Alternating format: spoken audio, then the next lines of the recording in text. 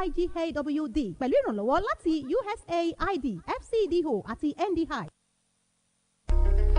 Youths, it is time again to shape our lives. Our decision will affect the quality of education, employment opportunities, security, healthcare, and agriculture in our state. Our votes will improve our lives and the lives of our children. Let us come out en masse to vote for the candidates of our choice. Say no to electoral violence, vote buying and selling. No to drug abuse and hate speech. The future is in our thumb. Remember, vote not fight. Election no be war. This message is brought to you by the New Generation Girls and Women Development Initiative NIGAWD with support from United States Agency for International Development, Foreign Commonwealth and Development Office FCDO, and National Democratic Institute NDI. Yeah, you're listening to OSBC Radio 104.5 FM, Ilea Wiye Oke Bale Oshobo.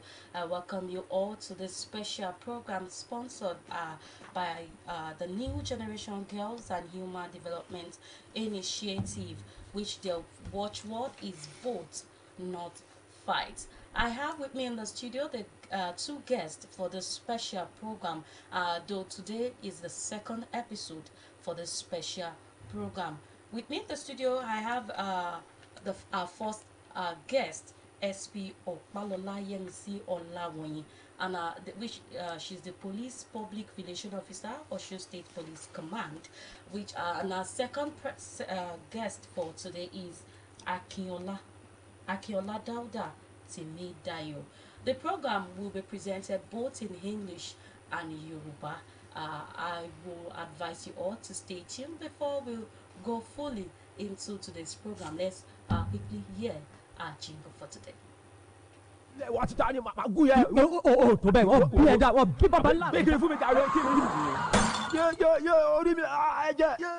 Àwẹ̀ kò sẹ́rẹ̀ nínú jàǹdùkú ṣíṣe mo sọ fún ẹ tó. Ajá kí pé bàbá láyé ó yá pé bàbá fún mi. Hello bàbá. Hello, who am I on to? Bàbá ẹ tún gbé ìwé ta ló sọ̀rọ̀ bàbá.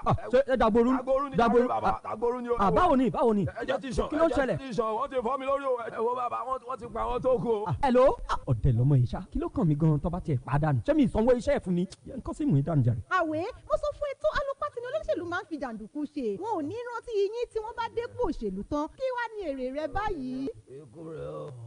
Ẹ gbà mí o, ó ti dákú ẹ bá mi gbé. Ẹ̀yin ọ̀dọ́, ẹ má ṣe gba olóṣèlú láàyè láti lò yín fún jàǹdùkú. Jáde lọ dìbò rẹ ní wọ́ọ́rọ́wọ́. Dìbò má ṣe jà, ogun kọ́ níbò. Ìkéde yìí wá láti ọ̀dọ̀ àjọ The New Generation Girls and Women Development Initiative NIGAWD pẹ̀lú ìrànlọ́wọ́ láti USAID, FCDO àti NDI. You're welcome back from that short break. As we all know, July 16, the governorship election is fast approaching. That is why NIGAWD, the New Generation Girls and Human Development Initiative, is here to sensitize you people out there, the great people of Osun State, for this coming election, so as to know what to do and what not to do. Which our focus today is. We will be focusing on promote positive participation of the youth and ensuring non-violent election. So the topic we will be treating for this evening is shunning violence and rejecting to be used as political tools in the 2022 off-cycle governorship election. Good evening, ma'am. Good evening. I would like you to introduce yourself to our listeners at home. Okay, my name is SP Opalola Yemisi Olawonyi MNIPL. I am the Police Public Relations Officer of Osun State Police Command. Second guest, good evening, sir. Good evening. My name is Comrade Akinola Dauda. I'm from the Fort North Fights, NIGAWD, the New Generation Girls and Women Development Initiative.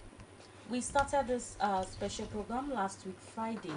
I know some people were not opportune to listen to the program last week. I would want you to enlighten us more on what is electoral violence, ma'am. Electoral violence is an act or threat or coercion, intimidation, or physical harm that can be put on anybody during the process to disrupt the process of election. That is what you can refer to as electoral violence. Electoral violence is a subtype of political violence, which is a means of controlling or oppressing an individual or group of individuals, their right to participate in election. They will be intimidating them in order for them to be afraid, either to come out for the election or to be able to participate in their franchise, to be among those people that we either to be voted for or to vote for people. That is the electoral violence. And it goes with a lot of offenses. There are a lot of offenses that people can be nipped for during election. It may even be before, during, and after election. Anything that will cause a kind of harm, either physical, psychological, or physiological, or any kind of harm or intimidation on a person during the election, to be able to discourage that person from performing his right to vote, is what you refer to as electoral violence. Comrade Akinola, I would want you to tell our listeners at home, how can electoral violence affect the great people of Osun State? Yeah, electoral violence can affect the people in this area when there is a violence during the election. Yeah, we can term the violence as a destruction or pain or suffering. The people will not be able to come out in order to vote for a man of their choice, that the one they want in order to govern them for proper governance. So it will hinder them for voting for the right person of the people, and at the same time it can result into burning of the property, killing of people. It can damage the lives and property of the people living in the community. Thank you.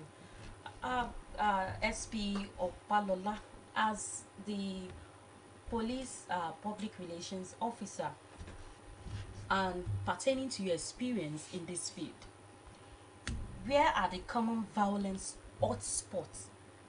Maybe the past election that have been done in Osun the State. past election Yes, as in Osun State during election. as case study. Yes. We cannot say per se that this place will be hot and this place will be cool, because where you are looking at that may be hot for some time, you may be you may be disappointed that the place may even be cooler and other places may be hotter.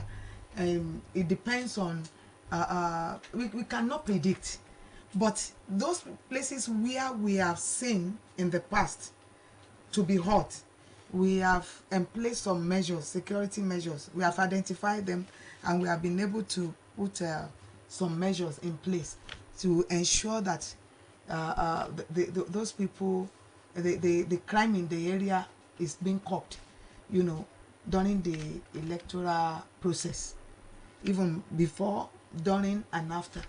So we cannot say per se, we cannot say 100% this place will be free, this place will be, because like like I used to say something jocularly in Yoruba, that you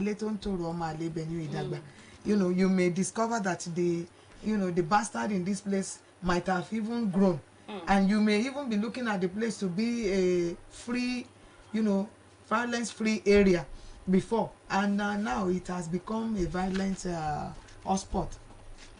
So in case you want to ask or join this program this evening, the number to call is 0818 7775 777. I know you, our listeners at home, you have one or two questions you want to ask our guest for this evening. Comrade Akinola Dauda Temidayo, as a representative of Vote Not Fight, I'm very sure there must have been something who prompted the initiative, the organization, to bring this watchword, Vote Not Fight. And electoral violence can be avoided. Yes, electoral violence can be avoided but the tax, that is why the vote not fight, election no be war, has started before now, in order to what, to create a kind of awareness, sensitize people on the reason why not to engage in electoral violence. We have engaged the youths, the youth leader in all the community, in all the states, all the local governments. We have our people working there. Here in Osun. Yes, in Osun, in all the 30 local governments, including area office in Osun State. So we've engaged the youth leader, discuss with them the reason why not to engage in violence during election, and even the religious people, the faith people, they can, and the Muslim association, even their youths. They also have UN can, the youth section of the can, and also Nakomio.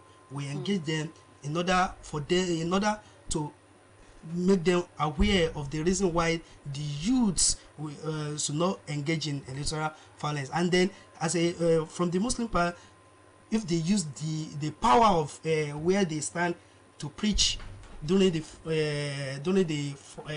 Friday program, so they use the power to engage, to discourage people in engaging in electoral violence. Likewise, the Christian also, we in this part of the country, we believe, we practice religion more, and we believe our prophets and our leaders in religion.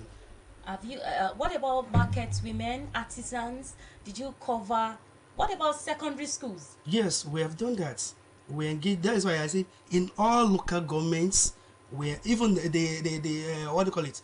The Okada riders, the transporters, the NURTW, we engage them. We go to their motor park in order to sensitize them on the electoral violence, in order to cope with, in order to avoid it during the election and after the election. Okay, SP Opalola, who are the likely perpetrators of electoral violence?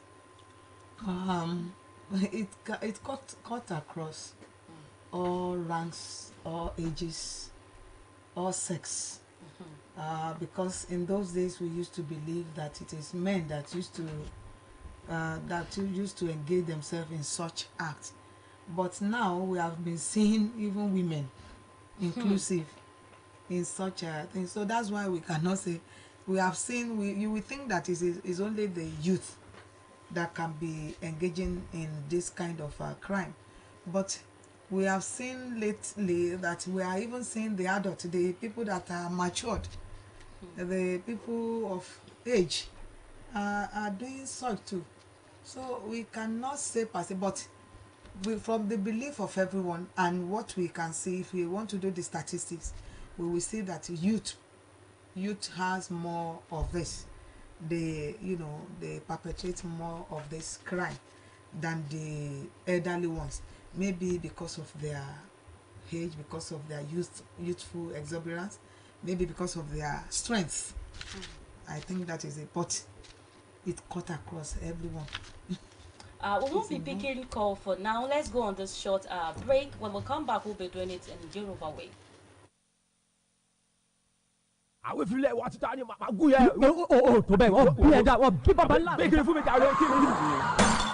yé orí mi ẹ̀jẹ̀. àwẹ̀ kò sẹ́rẹ̀ nínú jàǹdùkú ṣíṣe mo sọ fún ẹ tó. a jẹ́ kí n pé bàbá láyé ó yà pé bàbá fún mi. hello bàbá. hello, who am I on to? bàbá ẹ tún gbé ìwé ta ló ń sọ̀rọ̀ bàbá. ṣe Dagboru Dagboru ni o. báwo ni ẹ̀jẹ̀ ti sàn kí ló ṣẹlẹ̀? ẹ̀jẹ̀ ti sàn wọ́n ti fọ́ mi lórí o. ẹ wo bàbá wọ́n ti pa àwọn tó kù o. hello. ọ̀dẹ̀ lọmọ yìí ṣá kí ló kàn mí gan-an tó bá tiẹ̀ pàdánù ṣé mi ìsanwó iṣẹ́ ẹ̀ fún ni nǹkan sì mú ìdánù jàre. àwẹ̀ mo sọ fún ẹ tó alopati ni olóṣèlú máa ń fi jàǹdùkú ṣe wọn ò ní rántí yín tí wọ́n bá dépò òṣèlú tán kí wàá ní èrè rẹ báyìí. ikú rẹ o. ẹ gbà mí o ó ti dákú ẹ bá mi gbé. ẹ̀yin ọ̀dọ́ ẹ má ṣe gba olóṣèlú láàyè láti lò yín fún jàǹdùkú. jáde lọ dìbò rẹ ní wọ́ọ́rọ́wọ́. dìbò má ṣe jà ogun kọ́ níbò. ìkéde yìí wá láti ọ̀dọ̀ àjọ The New Generation Girls and Women Development Initiative NIGAWD pẹ̀lú ìrànlọ́wọ́ láti USAID, FCDO àti NDI. a kí gbogbo ẹ̀yin èèyàn wa nílé fún bíbọ́ tí ẹ̀ ń gbọ́ rédíò Ọ̀ṣun 104.5 FM nílé Àwíyé lókè Baálẹ̀ ní ìlú Òṣogbo. Àkọ́ṣe ètò ní ètò yìí èyí tí NIGAWD tí wọ́n ṣe onígbọ̀wọ́ the New Generation Girls and Human Development Initiative èyí tí wọ́n ń pè ní dìbò má ṣe jà. Nínú ilé agbára níbi a ní àwọn àlejò pàtàkì méjì níbí lónìí láti wá dá àwọn ènìyàn wa lẹ́kọ̀ọ́ àti pé kí tí ẹ bá ní ìbéèrè láti bi wọ́n tí wọ́n mọ̀ fún wa ní ìdáhùn sí gbogbo ìbéèrè tí a fẹ́ bi wọ́n. Fótò ní àlejò wa lórí ètò fótò ní náà ní SP Ọ̀pálọ́lá Yẹ́misí Ọláwọ̀yìn tí wọ́n jẹ́ police alukoro fún iléeṣẹ́ ọlọ́pàá ti ìpínlẹ̀ Ọ̀ṣun pẹ̀lú comrade Akínọlá Dáúdà Tèmídáyọ̀ tí wọ́n ń ṣojú àjọ NIGAWD níbí lónìí. Akínyìn ẹ kúrò lẹ́mà ẹ bá wa kí àwọn ènìyàn wa nílé. Mo kí gbogbo ara lé o a kú déédéé àsìkò yìí o a máa jú wa ṣe ìbò tó ń bọ̀ lọ́nà yìí o pẹ̀lẹ́kùtù ni yóò jẹ́ o. Àmín. Comrade ẹ bá wa kí àwọn èèyàn wa nílé. Mo kí gbogbo ara lé a kú àsìkò yìí ọ̀rọ̀ wa à ń bẹ wá pé ìbò tó ń bọ̀ yìí kẹ́ a fi ẹ̀rọ wẹ̀lẹ̀ ṣe. Kí ni a lè tọ́ka sí gẹ́gẹ́ bí jàgídíjàgan lákòókò ìdìbò? Ẹ ṣe látọkàn ohun tó jẹ́ jàgídíjàgan pọ̀ gbogbo nǹkan tó bá ti jẹ́ pé ó lè mú kí a fi ẹ̀tọ́ ọmọnìkejì dùn yàn ọmọnìkejì dùn nígbà bóyá ká tó dìbò tàbí nígbà àbò tàbí lẹ́yìn ìbò ni òní tó jẹ́ kó lè fa pákáleke kò bá olè tó lè mú kí ọkàn àwọn èèyàn máa gbé sókè láti pé kẹ́rù máa bà wọ́n gbogbo tó lè fa ẹ̀rù tàbí jìnnìjìnnì tó lè dá jìnnìjìnnì bòyàn láti yí pé kó má lè jáde kẹ́rù máa bà wọ́n láti pé ṣé ó yẹ kí n lọ bóyá àkókò tán máa ń polówó kò ní tàbí ìgbà tán ń dìbò lọ́wọ́ ni tí ó sọ pé tí n bá ní kí n jáde báyìí nísìn ṣé èṣù ò ní ṣe mí báyìí gbogbo tó bá lè fà á tó lè mú kí ọpọlọ èèyàn kó má lè ṣiṣẹ́ dáadáa bó ṣe yẹ kó ṣe tó sì lè mú bóyá kéèyàn máa bẹ̀rù pé tí n bá ní kí n pàtẹ ọjà mi síta báyìí ṣé wọn ní tí ò ní fa wàhálà fún tàbí pé wọ́n tún ti dé o gbé síbí gbé sọ́hún páyà wọn káàkiri tó bá ti lè mú káwọn èèyàn máa ṣerú nǹkan tó lè farú nǹkan bẹ́yẹn tí ò ní jẹ́ kán lè ṣe ẹ̀tọ́ wọn gẹ́gẹ́ bí olùdìbò tàbí ẹni tó fẹ́ gbàpò tí ìbò òun là ń pè ní jàgídíjàgan nínú àsìkò bò. Gẹ́gẹ́ bí aṣojú àjọ NIGAWD comrade Akínọlá báwo ni jàgídíjàgan lákòókò ìdìbò ṣe lè fa ìfàsẹ́yìn bá àwọn ènìyàn ìpínlẹ̀ Ọ̀ṣun ní ti ìdìbò tó ń bọ̀ lọ́nà yìí? Ẹ ṣé gan ni olùdarí ètò jàgídíjàgan ní àsìkò ìbò ó lè ṣe àkùdé fún àwọn ènìyàn ìlú láti lè alákọ̀ọ́kọ́ ó máa mú wọn láti lè mọ ìbẹ̀rù tó wà láyé bí jàgídíjàgan ní àsìkò ìbò kò lè jẹ́ kí wọ́n lè jáde láti lọ dìbò fún ẹni tó wù wọ́n láti jẹ́ kí ó ṣe adarí wọn fún ọdún mẹ́rin ni so ẹni tó wù wọ́n yẹ kò ní lè láti dìbò fún kò ní lè jẹ́ kí wọ́n lè yàn sí ipò. Bákan náà ni ó lè fa ìdẹ́mìílégbodò àìpàdánù dúkìá ní agbègbè wa so eléyìí ó lè dáyàn èèyàn légbodò ó dẹ̀ lè jẹ́ kí èèyàn sọ dúkìá nù èyí tó jẹ́ pé kò dáa ní agbègbè wa. SP Ọ̀pálọ́lá gẹ́gẹ́ bí agbófinró pẹ̀lú àwọn ìrírí tí ẹ ti ní sẹ́yìn àwọn agbègbè wo ni gbódòǹró sọ ti máa ń wáyé lásìkò ìdìbò?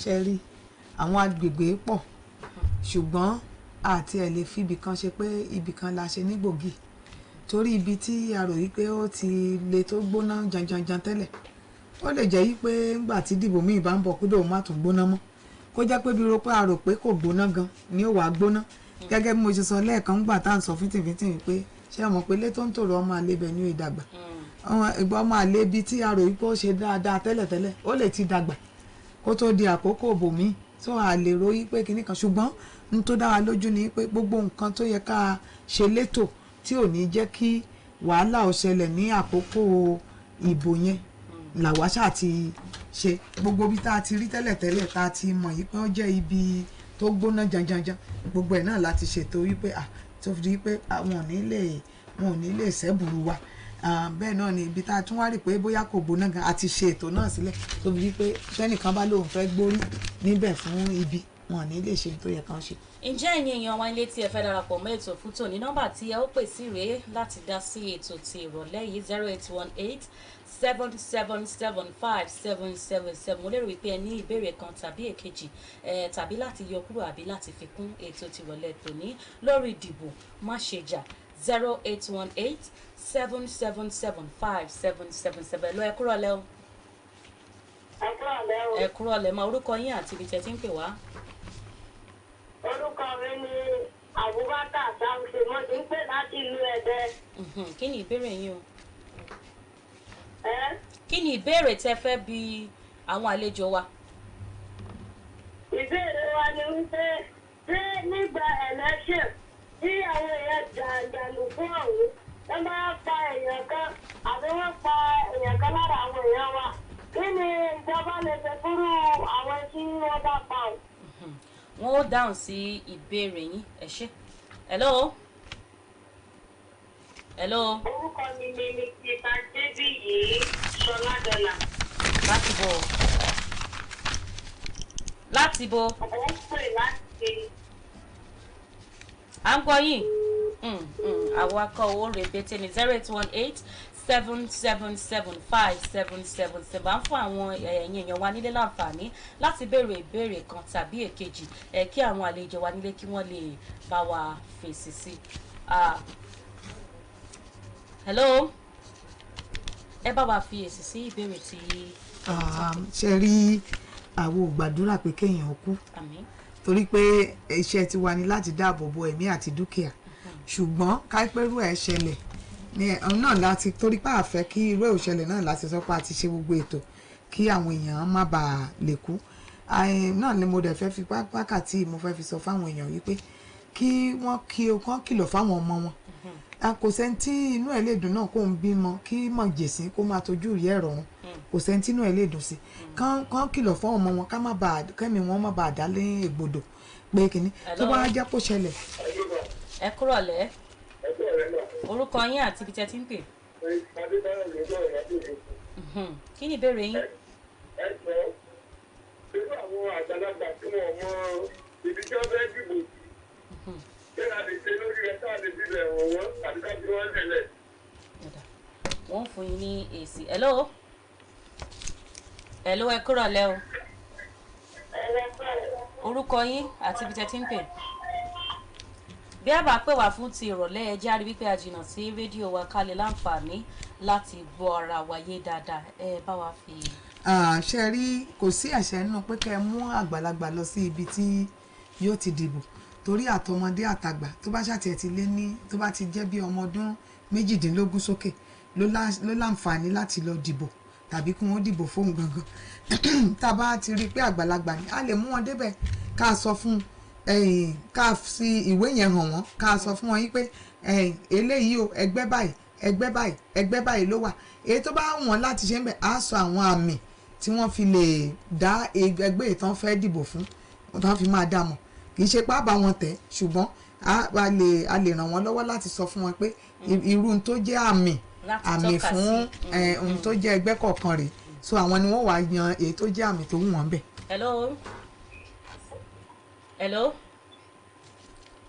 Ẹ kúrò lẹ́. Mi ti Tadé bí yìí ló ń padà pè láti Òṣogbo. Kí ni ìbéèrè yìí? Ìbéèrè mi ni wípé ẹ sọ wípé àjọ Vote Not Fight ni wọ́n ṣàgbékalẹ̀ prógráàmù ẹ̀. Nǹkan tí wọ́n fẹ́ sọ ni wípé ṣé àwọn àjọ wọ̀nyẹn wọn ò lè jẹ́ kí prógráàmù yìí kó ju iye 30 minutes yìí lọ because bí wọ́n ṣe ń sọ̀rọ̀ yìí báyìí ó ń yé wa a dẹ̀ ń jẹ́ ìdìbò kò ní fẹ́ parí ẹ jọ̀wọ́ ẹ bá wa dáhùn sí. Comrade Akíọlá. Akí oníbèrè pẹ̀lú ìbéèrè wọn nípa pé ṣé ó máa ju iye ìṣẹ́jú tí a lò lọ a máa fi tó àwọn tó tún jẹ́ ọ̀gá sí wa létí so ipe resort tí ó fún wa táwọn èèyàn ń dá padà fún wa pé wọ́n ń gbádùn ètò yìí báwo ló sì fẹ́ ju àsìkò yìí lọ. ní àfikún sí ohun tí comrade Akíọlá ń sọ ẹ lè darapọ̀ mọ́ wa ní ọ̀sán ọ̀la ọ̀sán ní ọjọ́ Friday ètò sì ń tẹ̀síwájú ní aago 2 sí aago 2:30 ètò òun yóò mọ̀ gorí afẹ́fẹ́ wá fún ẹ̀yin èèyàn wa nílé ní látijọ́ Monday síjọ́ Friday náà ni ọjọ́ Monday yóò wá sí etí ìgbọ̀nyín láago 5 sí aago 5:30 ọjọ́ Friday aago 2 sí aago 2:30 ní kó tó di wípé a ó kúrò lórí afẹ́fẹ́ fún tòní ìbéèrè tó kẹ́yìn tí mo mọ̀ wípé ó ń gbé àwọn èèyàn wa nínú nílé náà ni wípé báwo làwọn olùdìbò ṣe lè dáàbò bo ara wọn lásìkò ètò ìdìbò kúrò lọ́wọ́ àwọn gídígan kú ìyẹn àwọn tí wọ́n ń fa gbódò oró sọ lásìkò ìdìbò. ṣe mọ̀ pé a sọ wípé iṣẹ́ tiwa gẹ́gẹ́ bí ọlọ́pàá ni láti dáàbò bo ẹ̀mí àti dúkìá káwa ó kí òǹkálùkù kan bọ́ síta kan lọ sí ibi tí ọ̀nà tó fi lè dáàbò bo ara ẹ̀ náà ni pé má gbowó lọ́wọ́ èèyàn torí ẹni tó bá gbowó lọ́wọ́ ẹ̀ yóò fẹ́ tẹ̀lé ọ pé dandan òun ni kó dìbò fún ṣùgbọ́n tó bá gbowó lọ́wọ́ èèyàn tó gbàgbálẹ̀ lọ́wọ́ èèyàn wọ́n á ní àǹfààní láti pé kó lọ dìbò fẹ́ni tó wùn ẹ́ gan kò dẹ̀ sẹ́ni tí ó fi tipátipá mú ẹ wípé báyìí ṣùgbọ́n ẹni tó bá gbowó lọ́wọ́ ẹ̀ dandan ni kó máa retí wípé o gbọ́dọ̀ téèyàn bá gbowó kó ṣe iṣẹ́ tó yẹ kó ṣe ń tẹ́ fi lè dáàbò bo ra yín nìyẹn yàtọ̀ sílẹ̀ yìí àwa ti wà bìbà gbogbo ibi tán bá ti jẹ́ ibùdó òdìbò pátápátá a máa wà ní ọlọ́pàá owó wà ń bẹ̀ tẹ́ bá ti rí nǹkan kan tẹ́ bá ti rí ẹ sọ fún wa tó bá jẹ́ pé nǹkan tó jẹ mọ́ ti onídìbò yẹn náà ni àwọn òṣìṣẹ́ onídìbò ètò ìdìbò tó wà ń bẹ̀ ẹ sọ fún wọn kàn tètè sọ fún wa à lè tètè ṣiṣẹ́ lórí ẹ ẹ fọkàn balẹ̀ ẹ má tiẹ̀ páyà rárá kò sí ẹ̀mí ẹnì kankan tí ó wà nínú ewu àti ṣe ètò lẹ̀ láti rí i pé ìbò yẹn ó lọ ní sẹrẹrẹ wẹ̀rẹ̀rẹ̀ ó lọ ní rọwọ́rẹsẹ̀.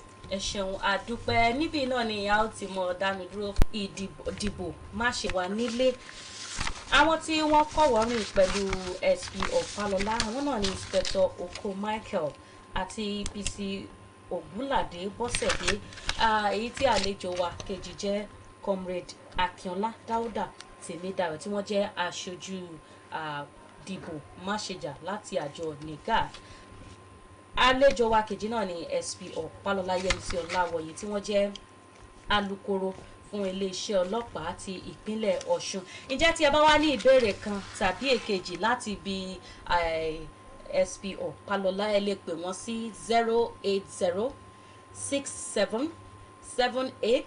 08067788119 ẹ darapọ̀ mọ́ wa ní ọjọ́ Friday tí ó ń bọ̀ yìí níjọ́ Jímọ̀ ní aago 2 sí aago 2:30 fún àkàntún ètò dìbò má ṣe jà títí dìgbà náà ó dàbọ̀.